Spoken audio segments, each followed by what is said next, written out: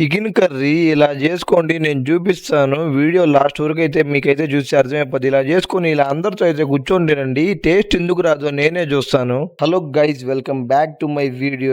ఈరోజైతే మేమైతే సడెన్‌గా అప్పటికప్పుడు చికెన్ కర్రీ చేసుకుందామని అయితే మాకైతే ప్లానొచ్చింది. ఇంక సరే అని మేము బయటున్న మార్కెట్‌కైతే వచ్చేసాము. వెజిటబుల్ మార్కెట్‌కి. ఇంక చూపిస్తాను ఏమేమి ఇంగ్రీడియెంట్స్ కావాలో ఇప్పుడైతే చూపిచ్చేస్తాను చూడండి. ఇంక టమాటా, ఆనియను, పుదీనా, కొత్తిమీర ఇవైతే వెజిటబుల్స్‌లో మెయిను. ఇంక మసాలాలకొస్తే చికెన్ మసాలా, గరం మసాలా, ధనియాల పొడి, పసుపు, మళ్ళా అల్లం పేస్టు ఇదైతే మెయిన్ అసలు అది మర్చిపోతారేమో. ఇంగ లాస్ట్‌లో చెప్పడం మర్చిపోయా ఆయిల్ ముఖ్యం అండి. ఆయిల్ లేకపోతే అసలు కష్టం. ఇప్పుడు అన్నీ మీకైతే ఒక్కసారిగా చూపిచ్చేస్తాను చూడండి టేబుల్ మీద సర్ది మీకు క్లియర్‌గా అర్థం అవ్వడానికి. చూడండి ఈ మసాలాలన్నీ కావాలా? ఇవన్నీ పడితే గానీ టేస్ట్ సరిగ్గా రాదు. ఇందాక చిల్లీ పౌడర్ చెప్పడం మర్చిపోయా. అది అలవాటులో పొరపాటుగా మర్చిపోయా. చెప్పడం మర్చిపోయా. ఇవన్నీ ఉండి చికెన్ లేకపోయినా వేస్టేనండోయ్ చికెన్ కర్రీ రాదు.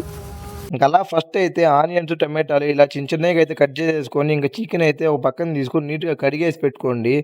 చూపిస్తాను కడిగే ప్రాసెస్ కూడా చూడండి. ఎందుకంటే చాలా మందికి పాపం తెలీదు అందుకే. చూడండి చికెన్ అయితే ఇలా నీట్‌గా పీస్ అయితే నీట్‌గా దాని మీద సొనలాగా జెల్లీలాగా ఉంటది. అదైతే మొత్తం తీసేసుకోండి. అదైతే తీసేసుకొని నీట్‌గా కడుక్కోండి. అప్పుడే మీకు ఏ జబ్బులు రాకుండా మంచిగా అయితే ఉంటది హెల్త్‌కి. ఇంక ఫస్ట్ ఒకసారి కడుక్కునిన తర్వాత నీట్‌గా ఇంక పసుపు, కొంచెం ఉప్పయితే యేసుకొని మళ్ళా నీట్‌గా మొత్తం బాగా మిక్స్ చేయండి. అప్పుడైతే దాని మీద ఉన్నదంతా ఊడిపోయిద్ది లైట్‌గా వాటిల వల్ల. కొంచెం హైజీనిక్‌గా గూడా ఉంటదప్పుడు. ఇంగ అదంతా నీట్‌గా ఇట్లా మేము కడుక్కుంటున్నాం చూడండి. అలా మిక్స్ చేసుకుంటా ఉండండి. అప్పుడు మీరు ఎంత కష్టపడిపోయినా కూడా వచ్చేస్తది. ఇంగల్లా దాన్నయితే ఇలా ఒక ప్లేట్‌లోకయితే సెపరేట్ చేసుకున్నాం మేము.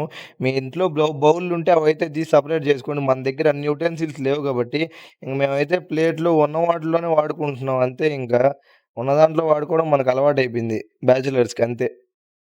ఇంకలా కడుక్కున్న చికెన్‌లో అయితే ఇంక పసుపు, గరం మసాలా, ధనియాల పొడి, చికెన్ మసాలా, ఇంక మళ్ళా ఎర్రగడ్డలు అన్నీ కొంచెం వేసేసి పెరుగు గూడా ఎయండి. పెరుగేస్తే కొంచెం స్మూత్‌గా, సాఫ్ట్‌గా అయితే వచ్చేస్తది పీసు. లోపల చాలా సాఫ్ట్‌గా వస్తది.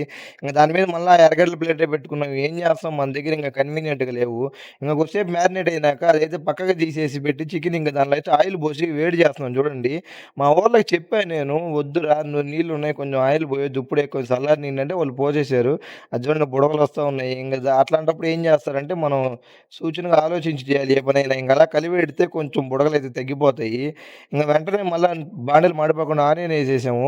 ఇంగలా కొంచెం బ్రౌనిష్ వచ్చిందాకైతే బాగా నీట్‌గా కాల్చుకోండి. అలాని మాడగొట్టొద్దు. బ్రౌనిష్ వచ్చాక కొంచెం జింజర్ పేస్ట్ అయితే ఎసి, దాన్నైతే బాగా మిక్స్ చేసి, కొంచెం ఫ్లేవర్ పోయిందాకేసి, టమాటాలేసేసేయండి. టమాటాలేసినాక మటుకు కొంచెం ఉప్పు, పసుపేసి, ఇట్లా మూతైతే పెట్టండి. అప్పుడు ఫాస్ట్‌గా బాయిల్ అవుతాయి మీకు. మేమెందుకు అలా చేసామంటే ఇక కింద మంటయితే ఊగుతా ఉంది. గాలికి బయటొచ్చే గాలికి. మాది ఓపెన్‌లో ఉంది గదా! మిద్ది మీద. మేమైతే ఇది పీజీలో సెల్ఫ్ కుకింగు. చూడండి చికెనేసేసాం వెంటనే ఇంక. చికెన్‌లో ప్లేట్‌లో ఉండే నీళ్లు పక్కన పెట్టేసి ఒట్టిగా చికెన్ ఒకటే ఏసాం. ఎందుకంటే కర్రీలో ఆల్రెడీ నీళ్లొస్తాయి. చూడండి ఆ కిందుండే టమాటానంతా పైకి లాగేస్తా ఉన్నాం ఇట్లాగా. అంటే కర్రీ అంతా కొంచెం మిక్స్ చేయడానికి. చూడండి వాటరయితే ఆటోమేటిక్‌గా అయ్యే వచ్చాయి చూడండి. ఇలా మూత పెట్టి ఉడకబెట్టుకుంటే ఆటోమేటిక్‌గా చికెన్‌లో నీళ్ళు అలాగే వస్తాయి. ఎందుకంటే దానిలో ఉంటాయి కదా! మనం కడిగినప్పుడు అట్లా లోపల వాటర్ పర్సెంటేజ్ అదంతా బయటకొచ్చేస్తది. చాలామంది ఇలా చేయకుండా నీళ్లు పోస్తారు చికెన్ కొంచెం వేసిన తర్వాత. అలా ఏస్తే పీస్ అనేది హార్డ్ అయిపోద్ది. అండ్ వాటర్ ఎక్కువైపోయి మళ్ళా కొద్దిసేపు వెయిట్ చేయాలి. ఇంకా టైం పడతది. సో, ఇలాగైతే క్యాప్ పెట్టుకొని అయితే చేసుకుంటూ ఉండండి. మీరు పెట్టే కొద్దీ కొంచెం నీళ్ళు వస్తానే ఉంటాయి.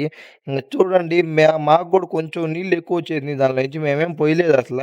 కానీ మేమేం చేసాం దానికే కొంచెం మూత తీసి కొద్దిసేపు ఇలా ఉడకబెట్టారంటే అయిపోయిద్ది.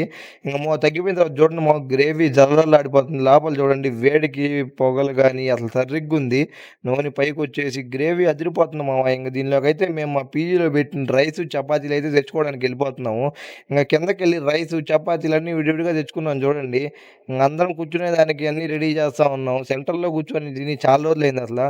పీజీలో ఉన్నప్పుడు బీటెక్‌లో అట్లా తినేవాళ్ళం ఇట్లాగా ఎప్పుడో ఒక్కసారి అది గూడా. ఇప్పుడు చూడండి మేమైతే మళ్ళా పాత రోజులు గుర్తు చేసుకున్నాకైతే ఇలా చేస్తున్నాము. ముందే అనుకుంటే జరగవు. కానీ సడెన్‌గా అనుకుంటే ఖచ్చితంగా జరుగుతాయని అందరూ అనడమే గాని ఇప్పుడే వినడం. మామూలుగా మేము ఇన్ని రోజుల నుంచి పీజీలో ఉన్నాం. సెల్ఫ్ కుకింగ్ ఒక 15 డేస్ నుంచి పెట్టున్నారు. మాకెప్పుడు వండుకోవాలనిపియలేదు.